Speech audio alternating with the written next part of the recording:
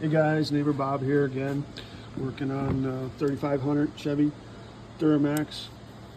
I had to change out the pressure sensor down in there, and in order to do that I had to take the cold air off, and when I did I noticed that the was cracked. So this piece slides back and forth to lock onto the intercooler turbo. This is the new one, brand new, $200, and they don't sell it individually. They only sell it based on the tube from GM, and it's ridiculous.